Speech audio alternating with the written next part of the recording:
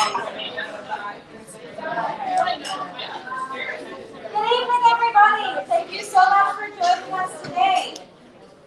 I'd like to welcome our guests on stage with a big round of applause.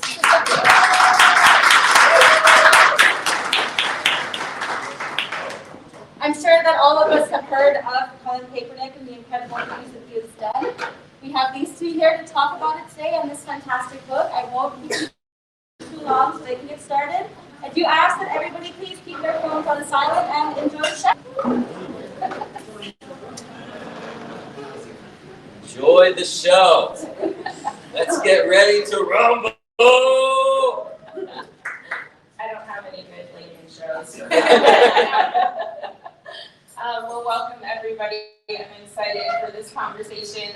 I am Nakeesha Ceran. I'm the Associate Director of Teaching for Change. We are a K-12 education nonprofit here in Washington, D.C. We do national work as well as local-based work here in D.C. with the K-12 education school system. We host a few national projects called the Social Justice Books Project, which was birthed out of our relationship with Busboys and Poets when we ran the bookstore a few years back. And we also host the Zin Education Project with removing schools out of Seattle, Washington, or not Seattle, Washington, Portland, Oregon. We just said Seattle, so I went to Seattle. But excited to be here and joined by none other than Dave Zirin. We actually had like an interesting conversation last night.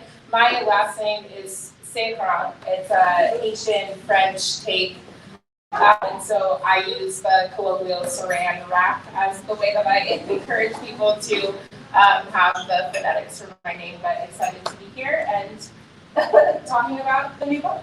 Yeah, and I go by Zirin, like fire siren, for no good reason whatsoever. It was like a 5-syllable name that got chopped at Ellis Island, and my grandfather decided that it would sound American if it was Zirin. But if I'm in Haiti or France or Senegal, people would say Ceran, sounding very much like Ceran, and that's the story. A nice thread there. Yes. So we're just going to jump right in. Talk to us, Dave. What is the Kaepernick Effect, and how did it center in this beautiful experience of these cases that you've written? Ooh. Well, I mean, for me, first of all, it's so great to be here, and I think Teaching for Change is such an indispensable organization that it's an honor to be up here with you. I was talking with 1968 Olympian John Carlos. I think we're familiar with who that is, raised his fist on the medal stand in 1968 in Mexico City. And John and I are tight because I did his memoir with him, so we were hanging out. And John looked at me and he just said in a very offhand way, you know, a lot of people raised their fists after we did what we did in 1968 at track meets and athletic events. There were all sorts of young people doing that across the country. And the sort of amateur historian in me was like, what? That happened? Who were these people? How did it affect their lives? What did their coaches say? What did their teammates say? And why was this, and this is the most important part, why is this being written out of the history? All the histories I've read of 68, and I've read a lot of them, it's like, why is it written out of the history that all these young people took inspiration from it and then did it themselves at probably great risk? So what it made me think about was the ways in which certain history gets memory hold in this country, which I know is a huge work of Teaching for Change, to make sure that we actually teach truth in this country instead of teaching Walt Disney lies about racism, which it seems the Republican Party wants to do. And so we're trying to do something different, actually teach the truth, no matter how illegal they try to make it. And it made me think, though, that part of teaching the truth is remembering that history is not just about, great people, usually great men, who make this history as if they're like the Avengers coming down, they're Marvel characters, and we're just sort of sitting on the side as bystanders watching history get made. But that history gets made by masses of people who actually are doing the work on a day in, day out basis to make this world a more just place. And it made me think when John Carlos said that a lot of other people raised their fist about all the young people that I knew who had taken a knee after Colin Kaepernick took a knee. That chain reaction of where they saw Colin Kaepernick take a knee during the national anthem to fight racial inequity and police violence, and they said, whoa, I can do that too. And I've written a lot of one-off articles about these young athletes who take a knee. This athlete who got kicked out of school for taking a knee. That athlete who got food thrown at them from the stands, which started a huge brawl. I wrote a story about that. Wrote stories about young people who were able to triumph after taking a knee and actually change the culture of their school. I mean, and I was like, we can't let these stories get memory hold the way that the people who raised their fist in '68 got their stories unwritten. We have to get them together and actually have an analysis and write about it. And that was the idea of doing the book. Like, that's the Kaepernick Effect. I wanted to just write about these young people so they wouldn't get forgotten by history. And I started doing this at the beginning of the pandemic. And, you know, that was actually pretty cool because you know how, like the pandemic wasn't cool. But what was going on was that a lot of young people were home without a lot to do. Right. And they were therefore willing to talk to me. And I don't think they would have been otherwise if they weren't just at home, bored, and then we got these long discussions, which, you know, I was talking to a bunch of 17, 18, 19, 20-year-olds, and normally I'm lucky to get a text back. But, you know, let alone speak to them over the phone. I mean, usually there has to be like a dire family emergency to make a phone call.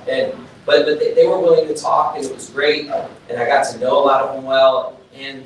But then, of course, the summer of 2020 happens. You have the police murder of George Floyd, and then you have the largest demonstrations in the history of the United States. And I don't think we say that enough or bring that truth out enough. There were demonstrations in all 50 states in the summer of 2020, largest in history by sheer volume and numbers. And so what I did was I was like, oh my goodness, you know, this is historic. I got to find out what all my people are doing, all my knee takers, all my student athletes. So get on the phone, call them all, and they were all either in the streets or organizing people to go into the streets. And that made me realize, like they changed the whole book, because it made me think, my goodness, a lot of roads may have led us to the summer of 2020, but one of those roads runs straight through the athletic fields of the United States. And that is an incredible cultural, molecular shift in terms of the relationship between sports, politics, and struggle. Yeah. No, that's a mic drop right there. On many levels. I'm also going to shout out our live stream folks. So welcome. Thank you for joining us in the Zoom room, YouTube space, all of those great things. When you talk about accessibility, this is one of the benefits that we've gotten of COVID and the pandemic. But I think that's a great intersection to talk about, is just this space. So I'm wearing a particular sweatshirt here, just reminding us of the intersection of who human beings are. So if you don't know, LeBron James was told to shut up and dribble, and started a movement that continued to span the whole process of 2020, getting involved in voting rights. And so this is more than a movement. Is the anthem that he's raised with his organization, but thinking about that, this moment where we start to see athletes as full human beings. I think about the effects of being a young student and seeing my teacher in the mall and not behind a desk in a classroom, and I was like, wait, this does not make sense to me. Like, you should be behind the desk. Those intersections of recognizing that, especially I'm an avid sports fan, and so thinking about the ways in which we put people in pedestals or parameters or boxes, and how do we continue to see that in its fullness, and recognizing, I think for many of the stories that we've raised, these are young people, and very echoing of the sentiments of the 60s movement, that these were young people that were out in the streets, a young Julian Bond, a young John Lewis, a young MLK even, right? And so you think about college-age students, you think about these high school students that are out there getting Birmingham, pushing their teachers to then protest on their behalf, and having those moments. So what does that look like in terms of these stories that you've now captured? That's such a great question. I mean, I wish I was taking notes while you were talking, because I was like, ooh, I want to say something about that. Ooh, I want to say something about that. But the fundamental thing that I think about is two things. The first is a quote by James Baldwin, just based on what you're saying, and then the second is about the role that sports is playing in what we can call the new civil rights movement. So if I forget the second one, please remind me. Okay. The James Baldwin quote was actually used by one of my favorite scholars, Gerald Early. People are familiar with his work, and Gerald was using this quote by Baldwin where he said, "America is a country devoted to the death of the paradox." And Early was using it as a way to analyze what repulsed white America so much about the incredibly beautiful, charming, brilliant Muhammad Ali in the early 1960s. Like, what was so repellent about the great Muhammad Ali to so much of the population? And one of the things that Early hit upon was it's not just because he belonged to an organization, the Nation of Islam, that called white people devils. It's not just because he said, I ain't got no quarrel with Viet Cong and refused and became the most famous draft resistor in the history of the war. But it was also because he was not who he was supposed to be. You know, if you're supposed to be a boxer, you're just supposed to shut up and punch and do your thing. And especially with Muhammad Ali, as young Cassius Clay telling everybody how pretty he was. Right. Like that just short-circuited something in the brain of a lot of the white boxing public, to the point of which, and if you look at the history, it's so fascinating. Before he joins the Nation of Islam, before he says a word about Vietnam, he is already the most despised athlete. Because his mouth got Because he was willing to talk. right. They called him Cash the Brash, the Louisville Lip, and the worst was Gaseous Cassius. And they called him all that as a way to silence him. Right. And then, but they didn't know that his secret hero was a professional wrestler named Gorgeous George. And he knew that, like, ooh, getting bad heat is just as good as getting good heat. You know, the opposite of love is not hate but indifference. Bring it on, you know.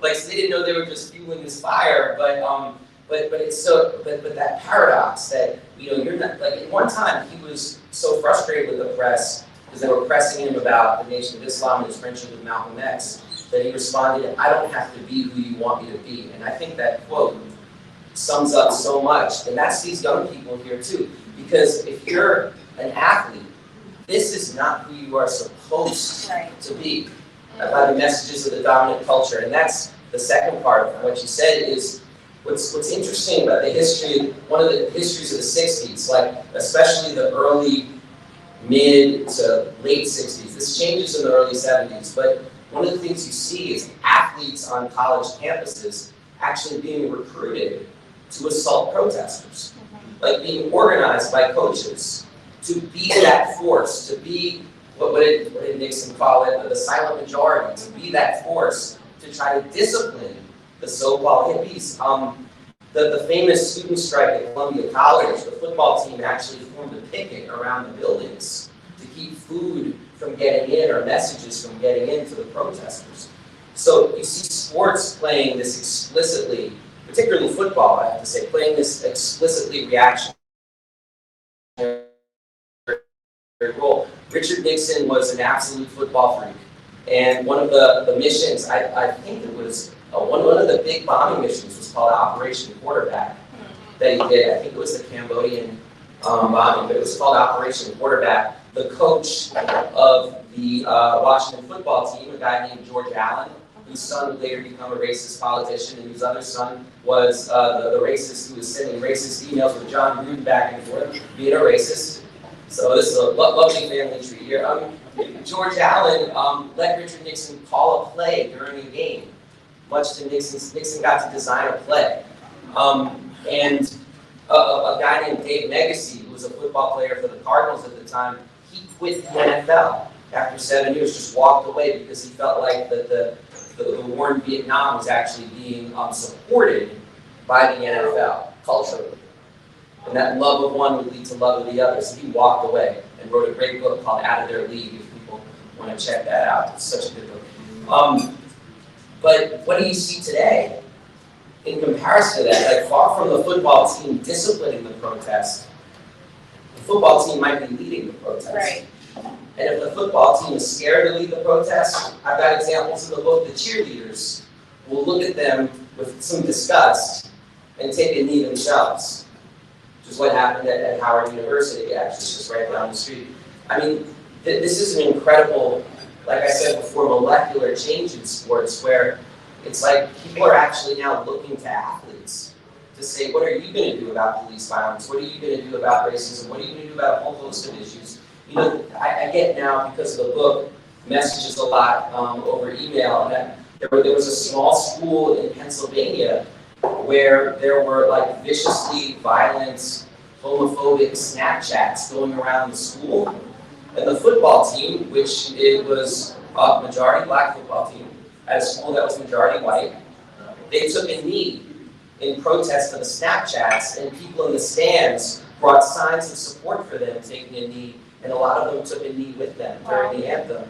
And so it's just this idea of who we look to for leadership in troubled times has really shifted dramatically, that people would even have the question, oh my goodness, what's the football team doing if there's a moment of social unrest?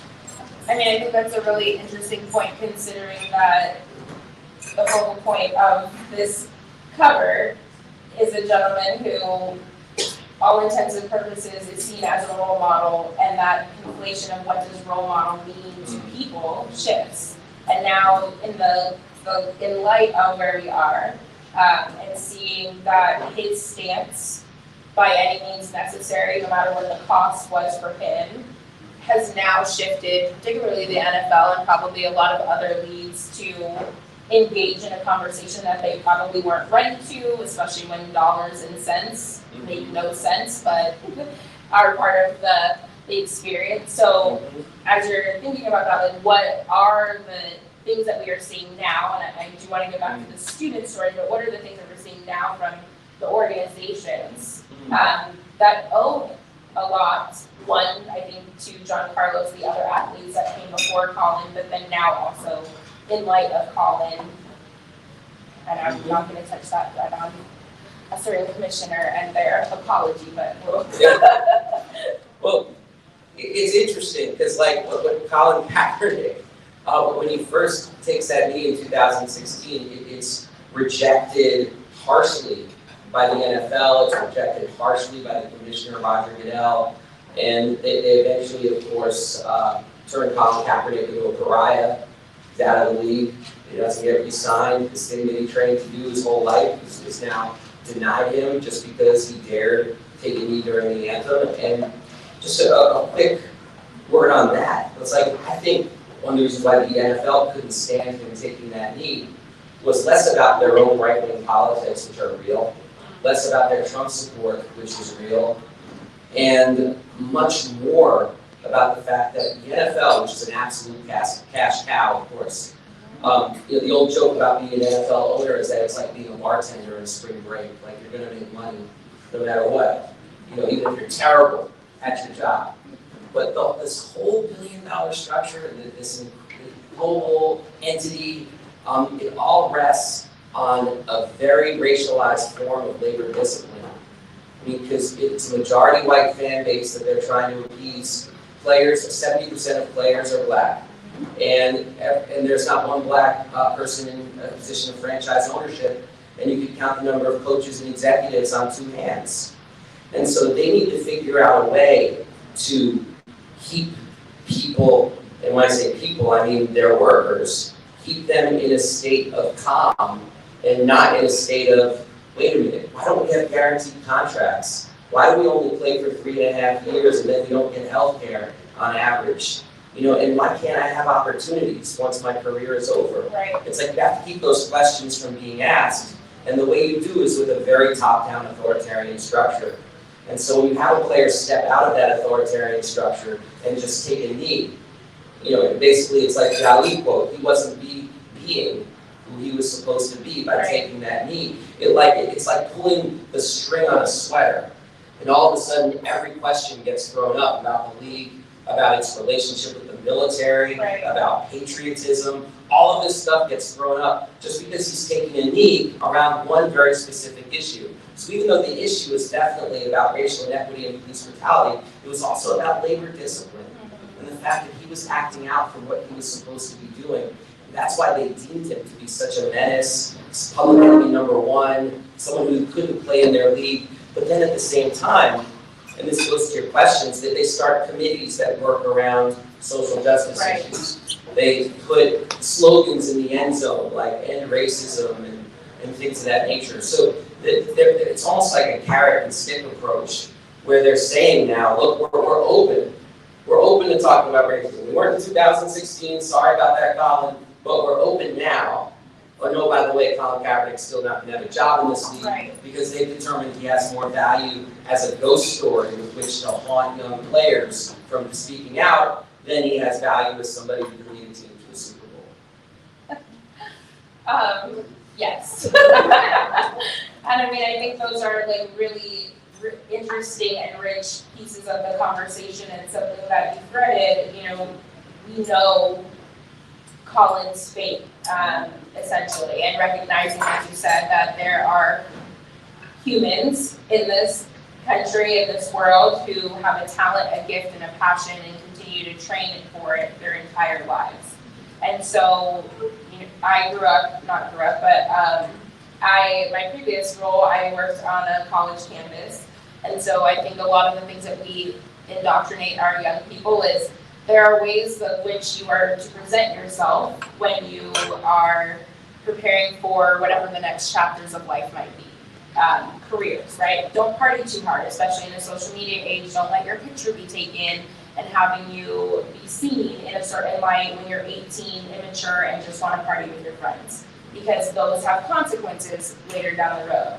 And what you see and read through the book there are young people who have consequences for their careers, wanting to chase the dream of being in an NFL in an already narrow funnel, to then be told they can't. We raised some stories about Michael and Gabriel, who weren't able to continue their dreams of pursuing the NFL, and were essentially, in their words, blackballed as well. And so when you think about those stark contrasts of deeming one way, right? You raised it earlier, what is the right way to protest? And I think those are a lot of questions that have come up over the years and for generations of the silent movement, this moment to be able to speak, but speak volumes. And yet we see that young people who are doing something that is no harm to another person has created these experiences that have really shaped what the rest of their lives and their own dreams might be. Yeah, it's a life changer for them. And that's one of the things about talking to them, is that it really represented a pivot for themselves. A lot of the people I talked to, this was their first activism they ever did in their lives. They grew up athletes. They were people who wanted to play sports.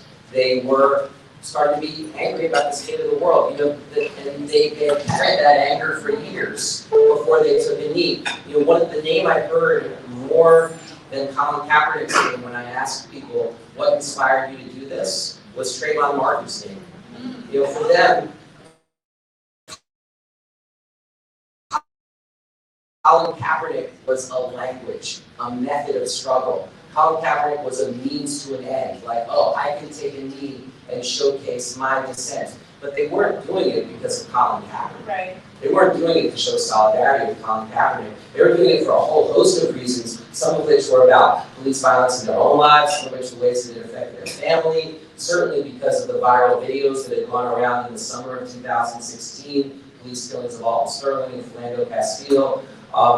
I know Tamira Rice was an issue, and that is today is. Yeah, so today is the anniversary of Tamira Rice's murder. Yes. And so remembering that this young child, 12 years old, was shot and gunned down in Cleveland in a park because he was doing what children do, playing with a toy gun.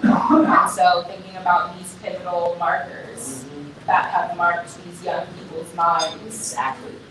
that you just said it. I mean, and with Trayvon, it scarred them. The experience, I mean, keep in mind, Trayvon Martin was stalked and killed by George Zimmerman in 2012. I mean, that's almost 10 years ago. So these young people I'm talking to were 12, 13 years old when that happened. And so they were old enough to follow the story and be outraged, but also young enough to not understand why the world has to be that way. And so it kind of broke their hearts a little bit what happened. Not just Trayvon Martin's murder, but then the trial, of course, and nobody being held accountable for it. And when I would hear them talk about Trayvon Martin, the only thing I could think about was watching Eyes on the Prize and hearing that young generation of civil rights activists speak about Emmett Till. Right. And the way in which Emmett Till, age 14 years old, brutalized and killed and lynched in Mississippi, about how the memory of that just sort of marked them. In a time where a lot of people lost their lives, that particular crime marked them and made them activists for life. And it was the same thing with Trayvon, the way they would talk about it. Like, I knew at 11 years old that I would have to do something to make the world better. And so they spent a lot of years carrying that, but not really having a movement by which they could put that into. Like, if you live in Brunswick, Ohio, there's not going to be 5,000 people out, marching for Black lives. I mean, you're just worried about, honestly, getting to the store and getting home without being racially profiled, as Rodney Axon, I'm referencing one of the stories in the book. But when Colin Kaepernick takes that knee, it's like a light goes off, and they're like, yes, that's something I can do. I can also do that, and I can spark a conversation in my community, and I can let everybody know what's up. And it's amazing to me, in retrospect, like how quickly that gesture of taking a knee during the anthem became universalized and understood as an act of very sincere and serious dissent against the way things are. I mean, if we were at a state fair, or hell, if somebody started playing the national anthem right now, and took a knee, if I took a knee, no one would think I was looking for a contact lens. I would know why I was doing it right away. It is universalized in such a powerful way. And one of the things that was almost comical in the stories I heard from folks, particularly the college athletes who took a knee, was how, like, administrators, when they heard about the plans, were just in like full freak out mode. Not because they're, for the FOP or something like that, or, are rallying at, on January 6th or anything. But these administrators feel like as soon as that knee hits the ground, the donors will call. Right. As soon as that knee hits the ground, we're going to hear from the athletic boosters, we're going to hear from the parents. And so in some of these cases, they're trying to like practically bribe the kids, like speaking to them as if they're like in a movement room or something. Like they're like, okay, what if we buy you Black Lives Matter t-shirts and you can wear those onto the court? What if you link arms? I heard linking arms is really good. How about that? And then in one case, they're like the administrator walked into a meeting and they said, I brought some black sashes for you to look at. Maybe they can go across, that'll go really well, and everyone will know what you mean. And they're like, no, I'm going to take a knee. And it's like, full administration freak out at the thought of it. And I think that all that does is give it more power. Right. Because, if you're not making people uncomfortable, then you're not really protesting. And that's one of the things that, at least I talk about this in the intro of the book, because most of the book is not about Colin Kaepernick at all, but talk about it in the intro, is all of these kind of like liberal commentators, after Kaepernick took the knee, there was almost like a uniform comment of, well, I agree with the goals, but the method of protest, I have problems with. And here's a way you can do it that actually wins people to your side. And I don't know any activist who turns to the New York Times editorial page as a place to get advice about how to build an effective protest. Yet all of a sudden, all of these folks feel like they're somehow qualified to talk about social justice movements and how people should organize and all the rest of it. And it was just amazing because to me, that comes out of fear. Right. Fear that young people and fear that athletes, two people who we, I think, often look to be passive in our society, were becoming active. And I think that made them very, very afraid. Yeah. There's so much that's sitting there, and I could go on about just the pieces of what makes people afraid and what are these things. Nothing like sharing a side hobby passion with someone who writes about this all the time. I actually shared 2 of my blogs that I wrote in light of Kaepernick's experience, and actually comedian Bill Burr had a stand-up experience and had this end of the comedic show kind of rant, if you will, but it was just like, are you going to argue with someone else's experience? And I think at the end of it, that's the period for me, right? Like, there's this stop, full stop. Are you going to argue with someone else's experience? And so I think about those moments as we were sharing. Like, these are young people who are seemingly, again, no harm, no foul, right? But are creating such a threat that their own well-being gets threatened. And it called for me a lot of watching, Elizabeth Effort walk through these lines of adults, parents, spitting on her, that she said that she had to wring her dress after she left the Arkansas school that day. So thinking about that and just the continued trauma that she has, even to this day, that it takes her a lot to be able to get into a room of people. She had not stepped foot in Little Rock High School for almost 30-something years. I had an opportunity to meet with Elizabeth Effort in Little Rock, and so to be able to see her and listen to her story and know the struggle it took for her to get there. So thinking about these pivotal moments and recognizing that how quickly it shifts, right? Like, you went from being the star athlete that I'm cheering on, I'm patting you on the back, asking you at the coffee shop. These are local kids. How are you gonna do at game day? We'll be out there cheering for you, and then death threats. Yeah. Two things about that. I mean, I got to do this without it. So about the death threat question is something that we have to talk about and take very seriously, because this was something that I didn't even realize until I was doing this book event with this professor I respect a lot, and it was terrific. And he read the book through and through, and I was just saying about the common threads in the book are that none of these young people have regrets for what they did. That's a common thread, even though the experiences are very different. Red state, blue state, small town, big city. Another common thread is that they actually do see themselves as part of a broader movement. That's a common thread. They don't see themselves as lone actors in this. And then the professor said to me, "Well, you didn't mention an important common thread." I said, "What?" And he said, "In almost every case, the response by a sector of the people watching them was violence." So they're performing this non-violent act of civil disobedience, and the response was not, let's agree to disagree, or can we disagree without being disagreeable, or anything like that. Like, the response was, we don't like what you're saying to us, and now we are going to hurt you and silence you by any means necessary. And so to me, obviously, this book was written and done much earlier this year. It came out in September. But as all of this anti-so-called critical race theory, I would call it like this fever of reactionary madness that you're seeing in school board meetings around the country, where there is an open effort in this country to use the state to stop people from teaching the truth about this history of this country. I really do think these young people were like the canary in the coal mine for showing the kind of reaction that would happen if you dared say, hey, I think we need to reckon with this country's history, or I think we need to reckon with police brutality, or I think we need to reckon with racial inequity. The response is not, okay, let's have a serious conversation about that and what that means. The response is instead, I'm gonna harm you to prevent you from talking about this further.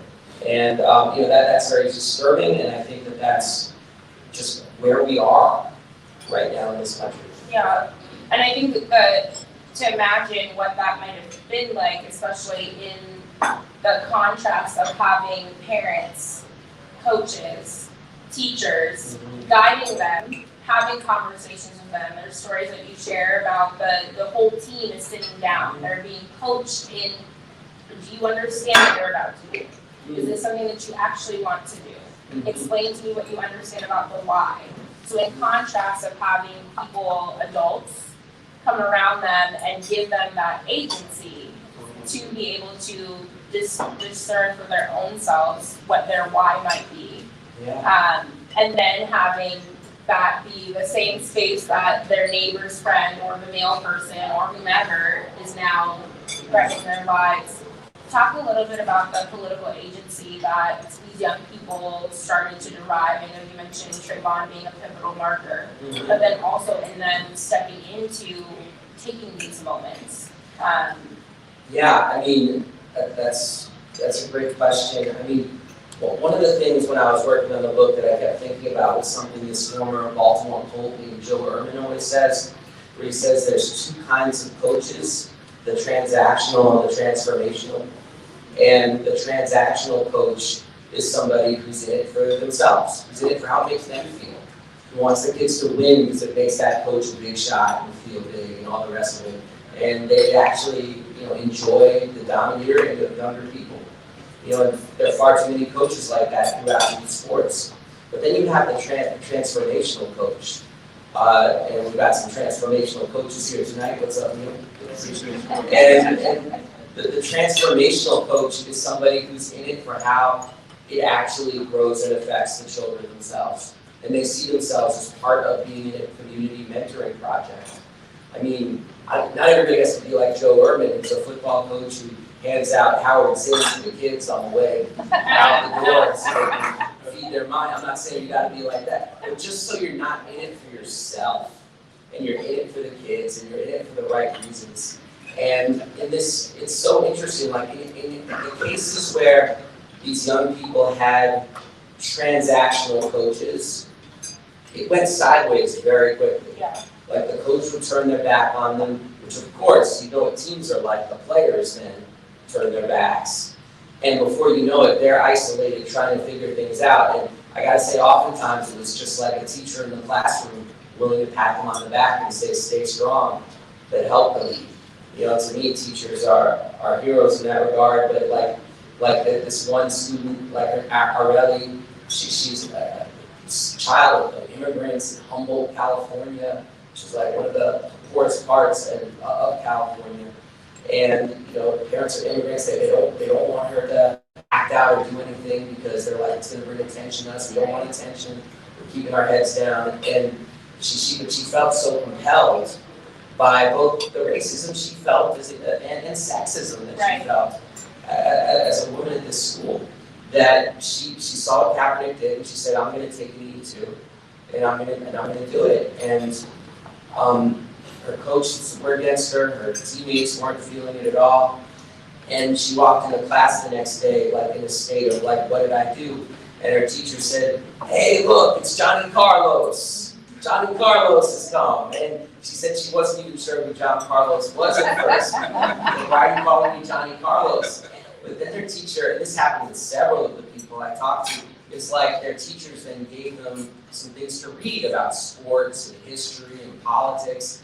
And then all of a sudden they went from being somebody who was just doing something because they felt in their gut they had to do something, to all of a sudden now feeling like they're part of a tradition and part of a history. Yeah. And I gotta say, I think, and I'm hoping that the book helps do that, because as well, like them seeing themselves in a different way. Because one of the people I interviewed for the book is this young woman, Alexis Reed, who was at a predominantly white high school in New Orleans. And Alexis took a knee, and that instance caused this huge uproar at her high school. But it actually ended with her leading a school assembly on everything the school does wrong when it comes to race. And Alexis is in college now, and she got in touch with me and said, I'm doing a talk about my high school experience, if you'd like to watch it. And I'm like, of course.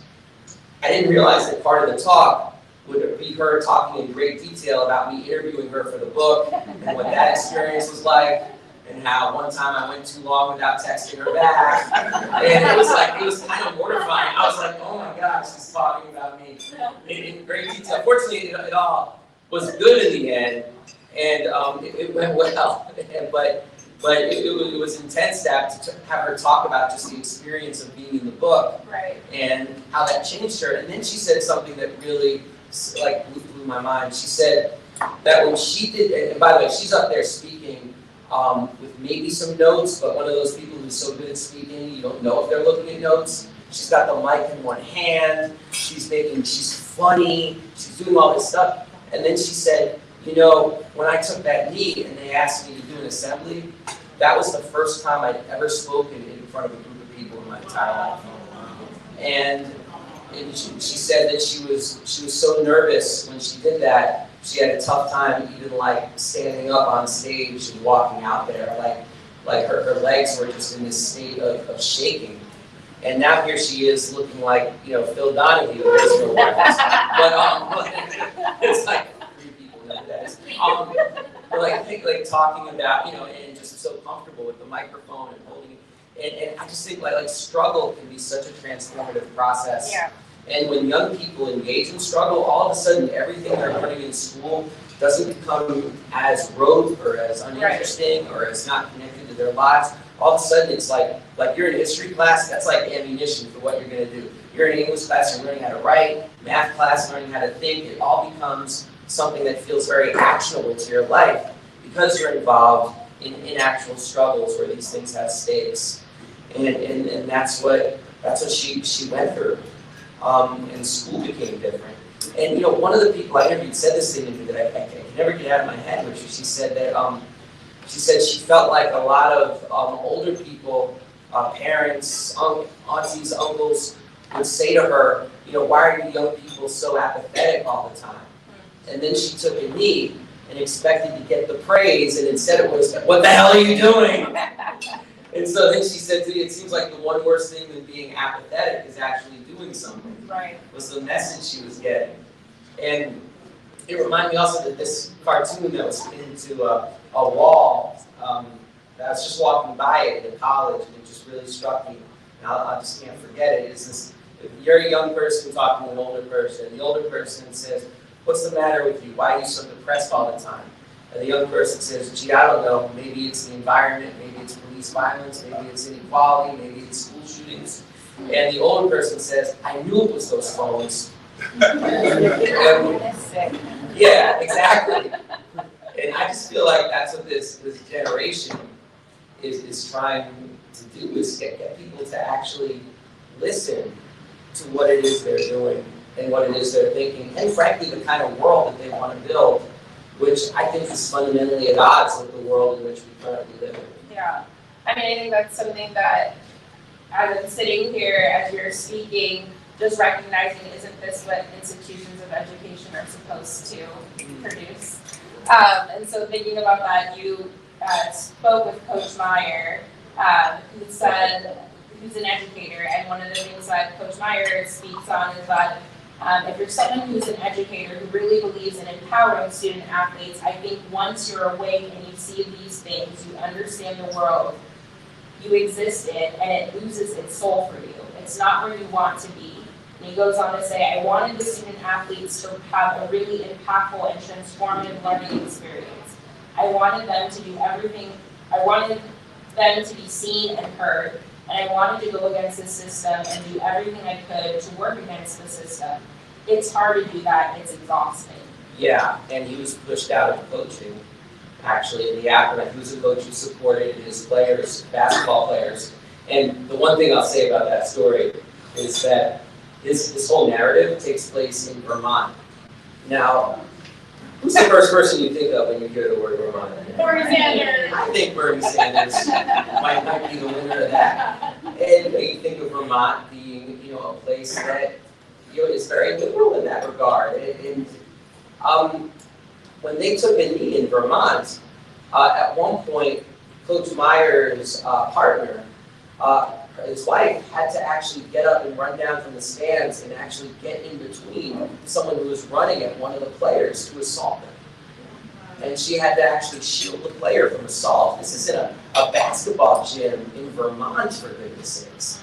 And so if that's the way it is in Vermont, imagine like these young people I speak to from Beaumont, Texas, right, where this young club, the Beaumont Bulls, they took a knee and there were like middle schoolers and junior high kids, and they took a knee. And the people who ran the football league, this is in Texas, canceled the league. Didn't kick out the players, didn't kick out the team. They just canceled the whole league. And it's interesting because in Texas, they like to say that, the big three is, God, family, faith, family, and football, the 3 F's. Friday Night Lights. Yeah, faith, family, and football. But like you read the story of the Beaumont Bulls and you realize that there's one that's bigger than faith, family, and football, and that was white supremacy. Come on. It's like if that isn't part of the project, then they wouldn't be canceling a football league in Texas for kids. Yeah. There's other stories that you share, and going back to Seattle, and just kind of thinking about those moments. You talk about pivotal educators who are transformative for young people, but then also thinking about, like Coach Meyer, what happens when you utilize your voice, you speak up, and the person or people, right, who you have felt that agency from, and we can thread this into what's happening right now in the education system, are now being punished and pushed out. Yeah, it's no, to me, coincidence at all that one of the teachers at Garfield High School, are people familiar with Garfield High School in Seattle? Yeah. Garfield High, the place that gave us Quincy Jones and Jimi Hendrix, a fine, very cool school. I think Bruce Lee even matriculated there very briefly on one of his teenage sojourns in Seattle. It's quite a place. And one of the things about the Garfield story, the entire team took a knee. The coach had their back. His name was Joey Thomas. They thought because they were in Seattle that they would get all kinds of praise for it. And there were quarters in Seattle, certainly, that celebrated them and what they did. But then the death threats started coming in. Coach Joey Thomas got the tires of his car slashed with notes on his windshield and whatnot. And that was the sort of, I guess you would call it, the reactionary grassroots response to what they did, coming from Washington State. But then there was the administrative backlash too. Joey Thomas now works in Florida. I mean, he was someone who was born and raised in Seattle, played in the NFL. All he wanted to do was bring it back to Seattle. And he found himself in a position where he went where the work was, and that was Florida, because they forced him out, because he supported the young people. Because when they said, we want to take a knee, his response was, well, let's have an entire team discussion about it. And oh, by the way, if we're going to have a team discussion about it, we're going to look at the history of who Francis Scott Key was and why he wrote that anthem. What it says that a person who owned enslaved people would also at the same time write our national anthem. What does that say? And by the way, what's that third verse of the national anthem that we never sing? And why don't we ever sing it? And what's that about? And so he's handing out the verses to the students because, and he said, he said it maybe with a wink, but he said, I don't have an opinion about whether you take a knee, but let me tell you something, if you're going to do it, you're going to be educated, you're going to be able to explain why you're doing it if anybody asks. And that's what led to the backlash and what happened to him. But one thing I'll say is that I don't think it's a coincidence too that one of the people in the Garfield story is somebody who I consider a close friend, a teacher there named Jesse Hagopian. And it doesn't surprise me at all that Jesse back then was supporting the students who took a knee. He was talking about it in his class. He's, for a school with such an incredible history of black politics and black history and even black iconhood, the first ever black history class and ethnic studies class in the school was taught by Jesse. Right. He fought for that just to know that. You know Jesse, so I'm going on and on about Jesse, But the only thing I'll say is that to me it's no coincidence that Jesse's latest project is he's writing a book called Teach Truth about this attack on educators trying to teach the truth. Right. Because it really is all connected. Right. Like the same question of why don't we teach the third verse of the Star Spangled Banner is connected to the very things they don't want us to teach. Right. So many threads there. So just giving context, Jesse is a colleague, a friend, a co-conspirator in the process. Jesse works with us at the Zen Education Project as an editor with Rethinking Schools, an extraordinary human being and one down for the cause. And so just thinking about these pivotal moments, even raising that there are people probably, as we're talking about educators, that have been pivotal in our own experiences. I'm thinking Adele just did her concert and had her educator there and her teacher, and Mrs. Burgess, I think is the name. And so thinking about those moments, if there are pivotal people who we look to be those leaders, to be those thought partners. And as we are looking at the landscape currently, educators are on the front line in many ways, have been on the front line in the midst of this pandemic and kind of engaging in what that looks like. And then now we're on the front lines for opportunities, or in my opinion, becoming a scapegoat of a lot of the political setup for 2022 and 2024 and beyond, and recognizing that, I'm thinking about educators that we've gotten a chance to learn from, meet with, and there's this piece that sits with me, and what does it mean, one, to be a first responder, and what does it mean, two, to be a legacy? We have put so much weight on firemen, we've put a lot of weight on police officers, of having these generational experiences in families, but educators are generational too. People become educators because their grandparents were, or their mother was, or their father was, or uncle, and so they live and build their careers to be educators and then are being fired.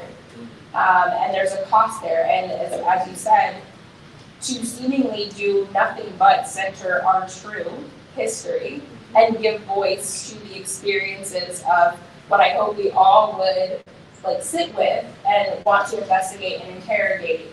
And as you raise Beaumont, I'm thinking of Galveston and Juneteenth, and that in the same week that you say we're going to celebrate Juneteenth as a national holiday, Texas also says strike. You can't teach about it, right?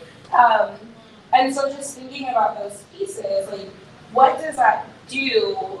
I'm thinking about these stories. We're kind of hearing somewhat of the hard stories that are coming out, but what for these students, and even thinking about this contrast of you now connecting with them post George Floyd and seeing what they've lived through, what motivates them, what brought them that passion to keep going forward through this experience, and then even in these conversations that you've had post George Floyd and post what was probably a significant marker for their own agency. Yeah, the thing that's striking is that these young people, I'm trying to think of a better word for it, but the word that keeps coming to my head is calloused. They've got tough skin. And that there's this stereotype that I absolutely disagree with, that this young generation is somehow soft and somehow weak and all this stuff like that. And if you look back historically, older generations have always said that about younger generations. That is nothing new. If you know our history, we know how much bunk that is. Yeah. That, the younger generation is on top. But this generation in particular doesn't deserve that. Of all the generations, if you look at what the last 20 years have been like and the context in which they've grown up, and obviously that's affected dramatically by race, class, gender, sexuality. But the broad strokes about the environment, inequality, racism, police brutality, the pandemic, these are traumatic events that people are living through and going through. And I feel like when these young people, even if they've never spoken publicly before, even if they've never done anything political before, they were kind of tough. They were tough going into this because of what they've been through. And so when they decide to take a knee and the coach says, I don't know if you can stay on the team, or their teammates don't have their back or something like that, for whatever reason, that actually emboldened them. That made them feel like I'm doing the right thing. Much like Muhammad Ali, when they called him Cassius, said, that must mean I'm doing something right. When people responded like, this is bad what you are doing, that their response was, well, it must be good. Because if you're saying it's bad, then I'm feeling that it's good. And I think that's the heart of it. And I guess before we take questions or anything like that, I just want to say that from doing this book, it sort of changed my own thoughts about what people my age need to be doing politically and what our tasks are and what our goals are. And I want to, because what I don't want to do is just sort of now fold my arms and say, go young generation, you know? It's like, I want to figure out ways to support politically, organizationally, materially, whatever it takes, them to be centered and find their own voice. And whatever steps we have to do to make that happen, I mean, sign me up. It's awesome. Well, I have a couple more questions, but I would like to throw it to the audience to be able to ask any questions that you might have and give you a chance to take the floor. So feel free to let me know if you have a question and we'll throw it to you.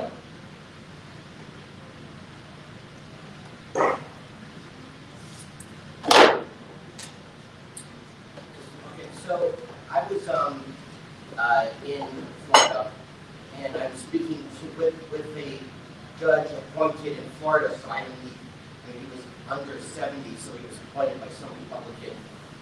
And I had never met him before. We were zoomed into a high school class in advanced. One of these high school classes has the college named for like global studies, and it was really a diverse class, African American woman teacher, and the students consistently asked questions that challenged him, like, why don't we get a fair share?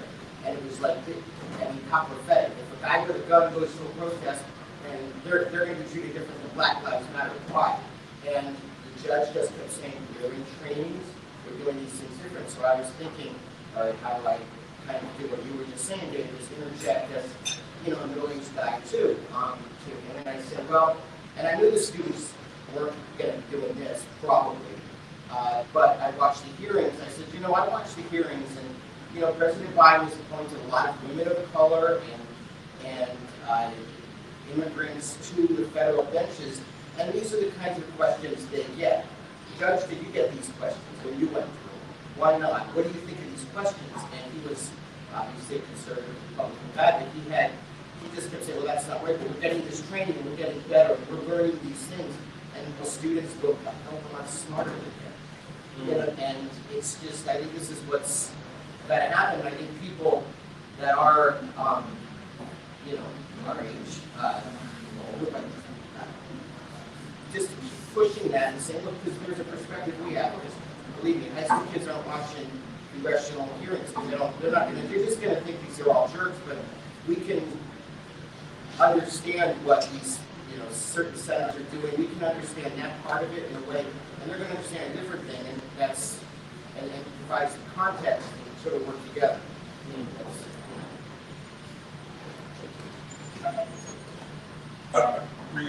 No. I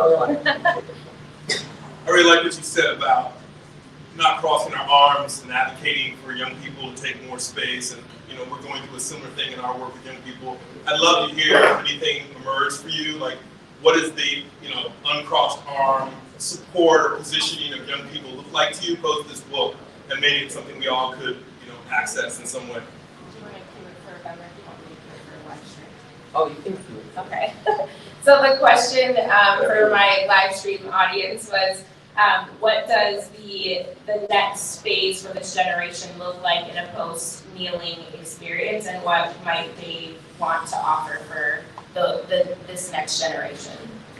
I mean, it's a couple of things. Like, I can only speak about myself as an individual in this particular thing, because I'm still working through what it means as a group. Like, should we form organizations that aid and help us, like student groups? I mean, what is it that we're talking about doing?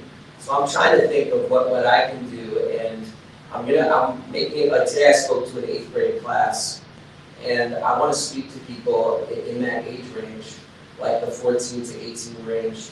And I love that the organization, Serve Your City, people know that, DC, we got them 500 copies of the book, and they put one in each of 500 backpacks that were with school supplies, and gave them out in the Southeast DC. And so it's like partnering with groups like that, the mutual aid work, which I think is going to be so important going forward, as people face the desperation of our times, and trying to think about on almost like a weekly basis, like where am I fitting in to what's happening outside my door.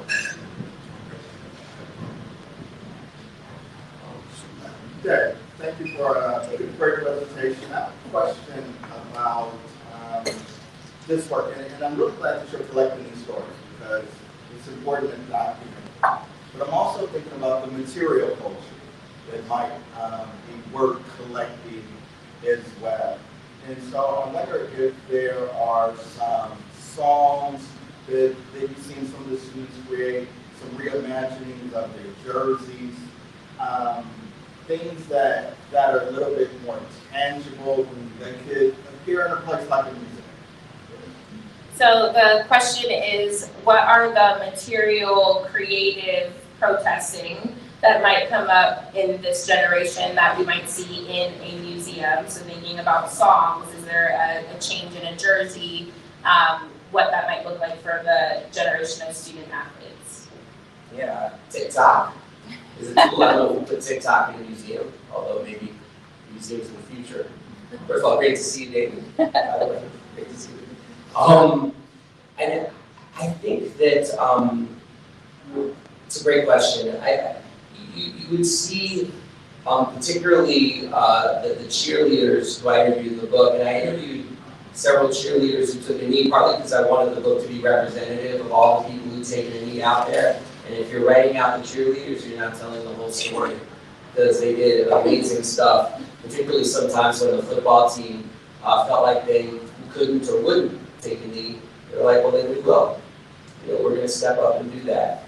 And they had some flair in terms of what they would do, whether it was holding up signs when they took a knee, whether it was the creative design of what they would put, like messages in the pom-poms and things like that, they would hold up. And so that's what comes to mind. But the bigger thing, I mean, this is going to sound very basic, but just making sure that somebody who was friendly to them would take a picture and get some photographic evidence that they could post, because a lot of them, they may have known what Kaepernick did, but several of the people I spoke to, it was when they saw another college student do it or another high school student do it. And that's where you get to the online social media culture, which is so shaped, not just this generation, but also struggle, protest, and athlete activism.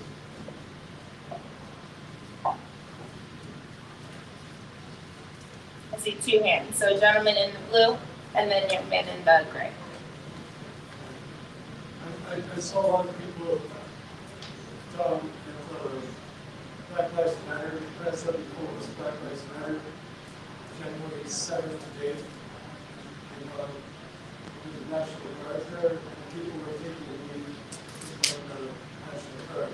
So that was kind of really good to see how these young people reserve this. You don't know what's going on. People are talking about being I saw a film about Holly Murray. I saw the film, my name is Holly Murray. It's on Amazon Prime.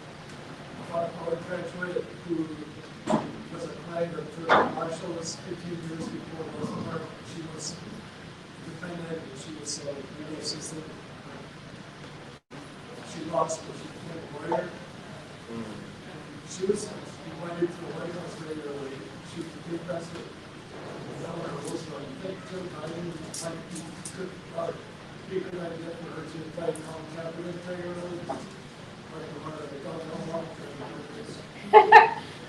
So the thread was about Polly Murray, the story here, local DC, and the thread of Thurgood Marshall, and that Polly Murray was invited to the White House with Eleanor Roosevelt, and whether or not we might see our current resident of the White House invite Colin Kaepernick to the White House or not. So.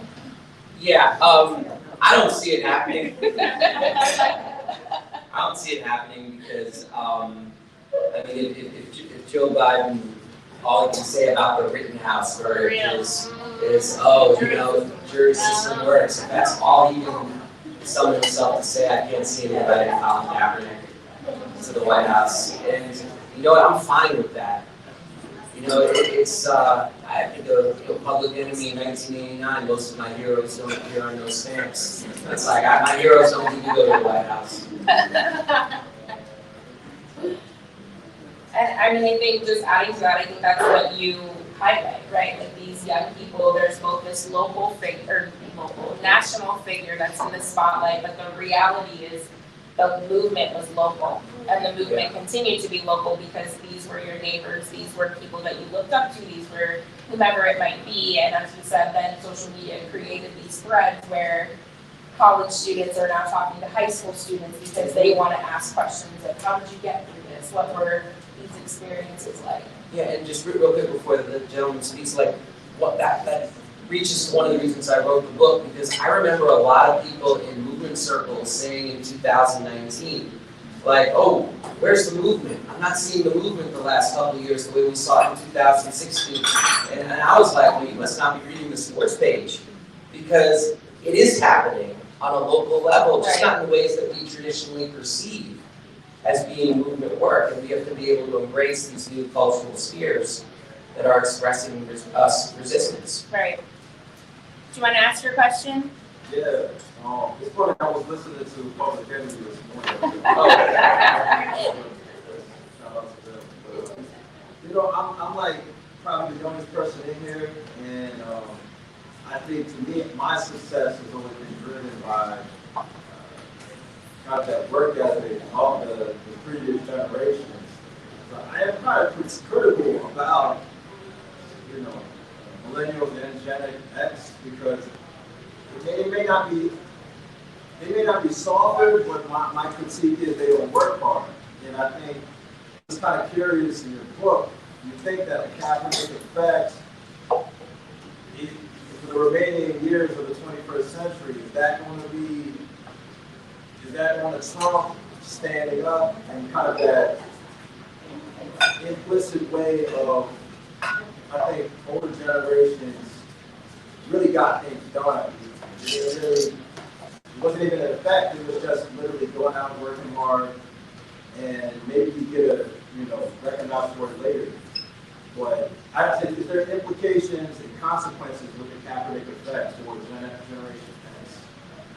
So the question is, are there implications or consequences for Generation X and Z from the Kaepernick Effect? Yeah, I mean, focusing on Generation Z, big time. As a member of Generation X, I think enough has been said. Although we were the last generation to read newspapers, and I'm very proud of that. It's just something to hold on to. I think the implications are that everything is up for grabs right now, and that all of these traditional spheres. I mean, Gerald. I was just reading the other day this quote someone sent me by Gerald Ford, who was the president in the '70s for like a year, and was a congressman and former football player in Michigan.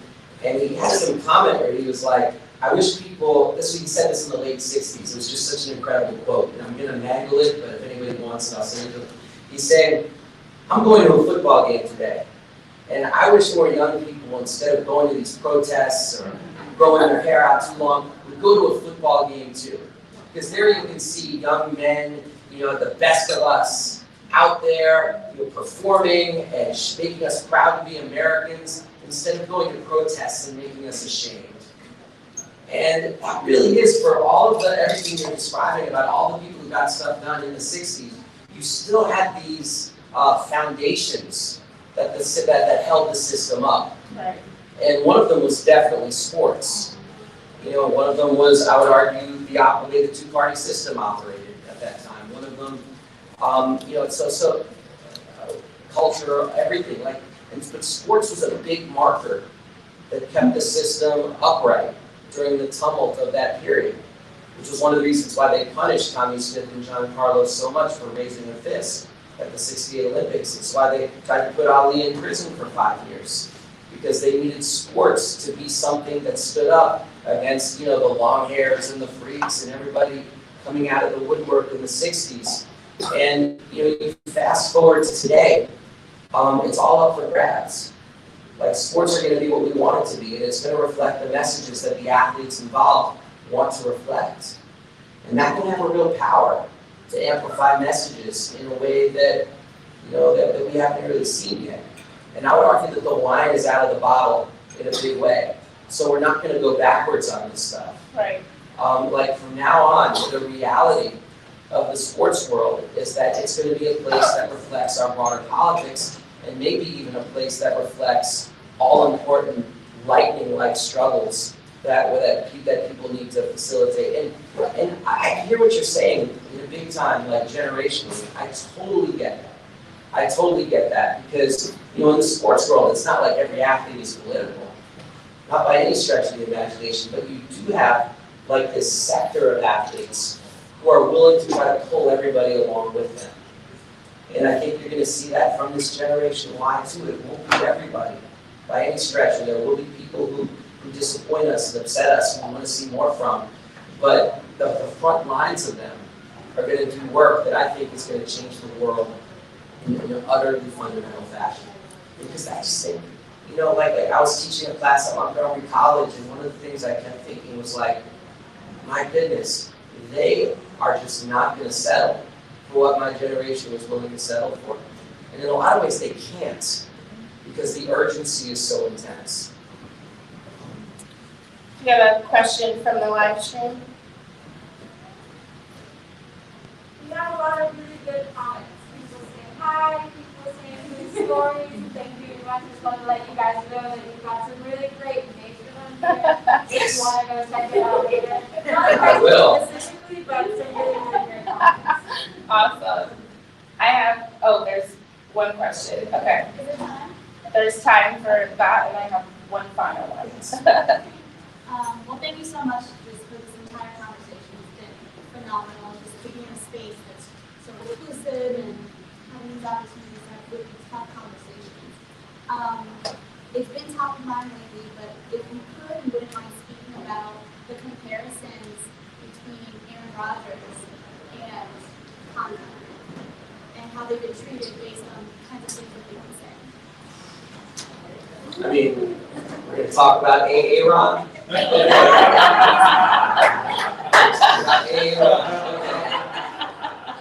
mean, I have a lot of people in Wisconsin, and they are heartbroken by Aaron not only being up for his position about COVID, but that's secondary to the fact that when he was asked about it, wait, you said you were immunized but not vaccinated, that's a little sleight of hand there, were you telling the truth?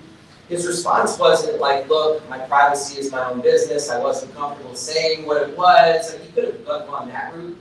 Or he could have said like, look, you misunderstood what I was saying. Like, there are all sorts of ways he could have tried to just be human about it. But instead, he said, you know what? There is a woke mob out there trying to get me.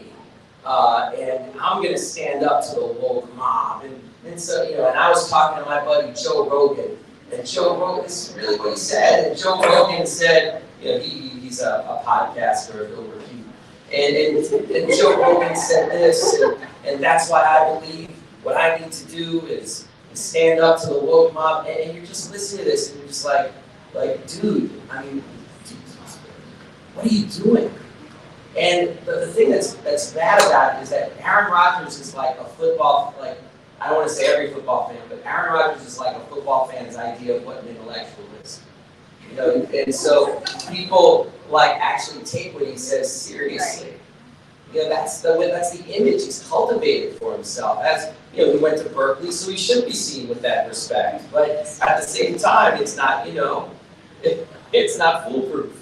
And so I mean, and I think what you can do is just put what happened to Aaron Rodgers about what he did. I mean, he didn't tell the truth about this. He said everything that he said. Basically, I think they gave the team a nominal fine for allowing him to skirt the rules, and that was it. And you have Colin Kaepernick, a pariah, Right.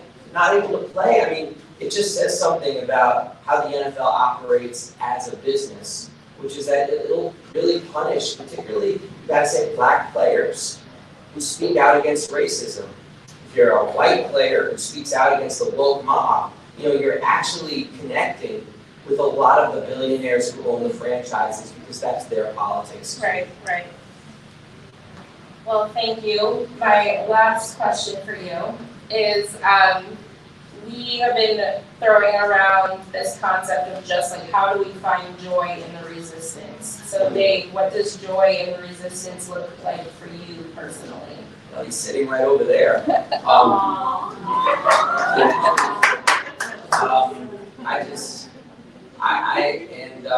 There's another one who's 17 who's not sitting right there. That's maybe a separate discussion altogether. But hey, she's just exercising her agency to not sit at that time. I gotta respect that. But that's the truth though. It's like, you think about not just them, but also the people they know, their friends. I mean, it's just like I see this community of young people who are able, in the context of our times, to still want to play, to still want to come together, who still want to just rejoice in what it means to be young. And there's something about that that's I feel like in my heart, I want to create a world worthy of this generation. Yeah. And I want to be a part of that because they deserve it for all they've been through up to now. I want their next decades to be like, wow, can you believe what we went through when we were teenagers? And now we're able to live in a more just world. That's what I want to see. And it's the same thing about, we've been talking a lot about history tonight. And there's that expression about history being written by the winners. And you think for a second, what would history look like and how it's taught if our side actually wins? You know what I'm saying? If we don't win, then your history book will have a small picture of Colin Kaepernick and your teacher could be arrested if they tell you who he was. Right. If we do win, we're not just going to hear about this one football player from the 49ers, we're going to hear about the thousands of people he inspired to change their communities as well. So let's go out there, everybody, and let's win, because this generation deserves it.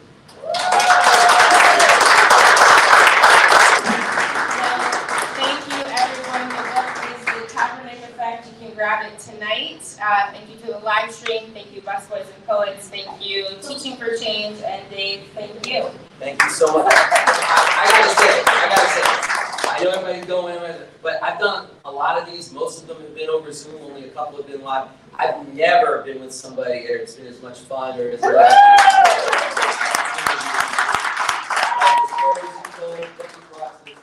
I just feel very honored to have done this. So